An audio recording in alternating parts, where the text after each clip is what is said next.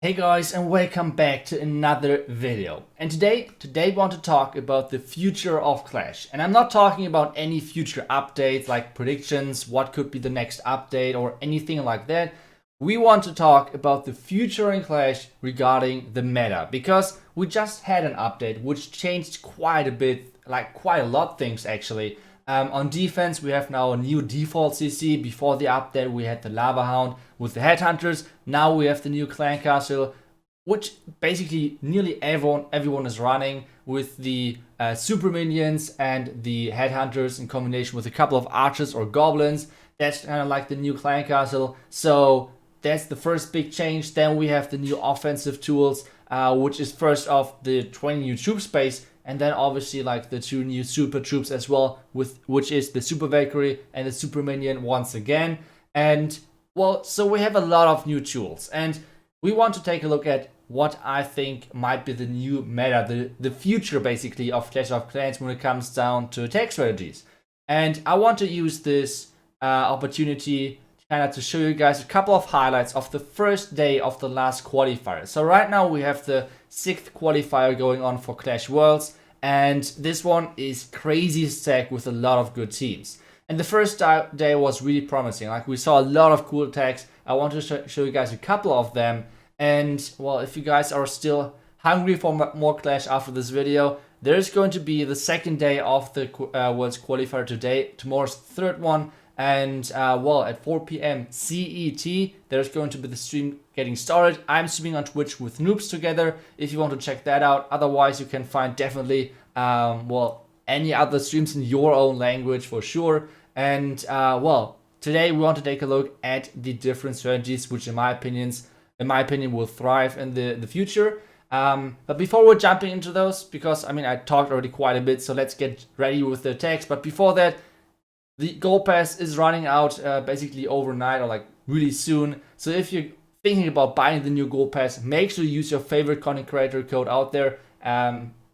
If it's Itsu, then use the code Itsu. Thank you guys so much for that. And let's get started with the first attack and the first strategy, which in my opinion is going to overtake Clash. Because just take a look at this attack of Ariam and take a look at what exactly he's doing. First off, he's using the lightnings. And with this lightning, he's basically getting not too much. Let's put it like this. He's getting the Ground Expo, the Clan Castle, and that's pretty much it. Like, there's no more value which he got with this one. So that's the first crazy thing, because if you're thinking about Zap Lalo, you're always thinking about like, yeah, you being able to like use the lightning for the scatter, for eagle, for a sweeper, for the Clan Castle, all those things, and he's going for a Ground Expo and for the freaking Clan Castle. That's it. And that's already sometimes enough in the current meta, and that's why I think this strategy is so strong right now, because we have the additional troop space, which is giving this attack strategy a lot of more, like way more power. You could bring in an additional Ice Golem, for example, which he brought over here, and he's getting still so freaking much with his Sui. So he did not get the enemy queen. That's kind of fortunate. I think he planned on getting the queen, but still he's getting 2 scatters in the end, and that's kind of the main thing with this strategy.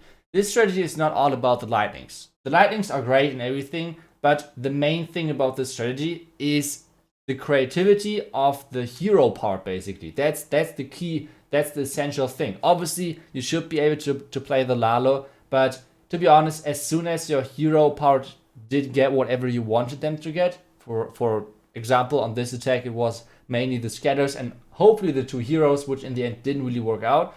So this attack is then just insanely strong. And we can see this over here. Like, the queen finally died at some point. He still has the slammer left. And this attack is getting close in the end because, like, power-wise, he did not really get too much with the lightnings. But still, it's in the end a really great attack, a really great overkill. And you guys can see how many loons there are still alive. So, insanely nice attack, and like I said, this strategy in my opinion is going to be one of the most powerful in the future, but at the same time it's not that easy to execute or like to find the plan, because for example Queen Charge Hybrid is pretty straightforward when it comes down to the plan most of the time. Like, most of the people have kind of similar ideas on how to approach a base with Hybrid, but with that Lalo it's completely different. Even though if you use the lightnings for the same buildings in the end, the hero part could be completely different. That's kind of what makes or breaks this strategy.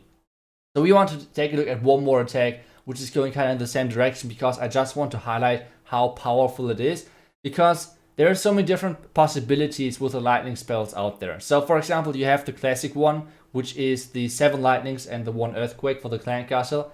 And then we have the attacks like this from Remy, and he's going in with the 5 lightnings and the 3 earthquakes. And what this does is, with 3 earthquakes onto an Inferno Tower, for example, the Royal Champion shield is going to one-shot that one. So that's really, really nice. And now the Ram Sui actually into the Town Hall. That's something which is really creative and not really, we don't really see those too often, because most of the time people are trying to bring the Slammer with the Lalo or the Blim.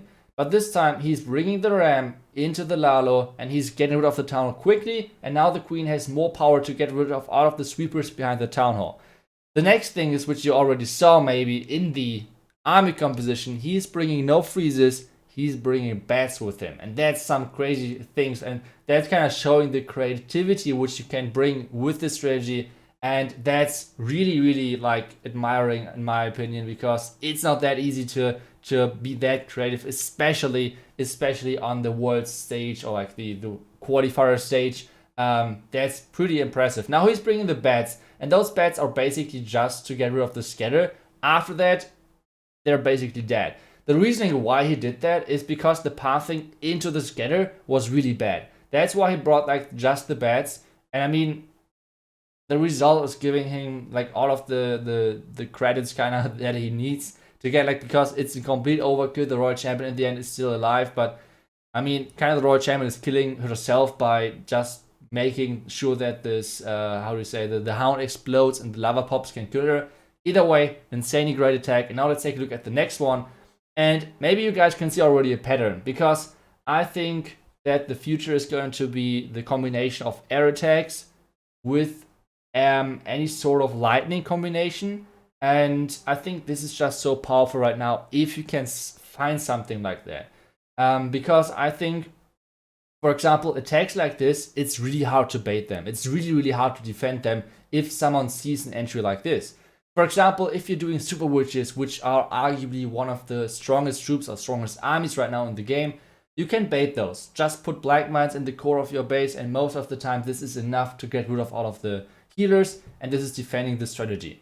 But on this one, or like Lalo attacks, it's really hard to like test those, or it's really hard to bait those, because I mean, if you're using the lightnings, those buildings are gone. That's it. Like, there is no counterplay to that, and that's why those attacks are so powerful. And now let's take a look at this Sui, which Garrex from Nova is doing. He's doing a double layer Sui to get the freaking eagle. Like, this is insane. This guy is a madman. Like, this plan was crazy nicely done. Now the dragons are getting into the base. I don't really know why he's delaying the dragons right now. I guess because he wanted to like wait for the town hall being down. I don't know if that was actually the idea, or if it was planned, or if it was a mistake. I'm not sure. Either way, half of the base is already gone due to the heroes, and now the dragons are basically just the cleanup. I think in the future, hybrid and all of those queen charges are still around, but we saw already yesterday that even the pros sometimes struggle with the super minion clan castle. And this is bringing an additional risk, which most of those strategies do not have. So in my opinion, the top strategies for the clan war, if you want to check it out, first off, any sort of Lalo, like Zeb Lalo, that's, in my opinion, might be the strongest. And then obviously those combination of lightning with dragons, with air in general, or for example, just like Yeti smashes as well, even though they are sometimes a little more risky if the enemy kind of expects them. So either way, this was basically the video for today, kind of showcasing my personal highlights. I think the Zeb Lalo with the bats was insane. And then just my prediction when it comes down to the future of Clash, when it comes down to strategies. So that's kind of it for today's video. If you want to check out more attacks, well, make sure to come back tomorrow for the next video, or check out the live stream later today. Either way, I will see you guys back tomorrow. Until then, see ya and bye bye.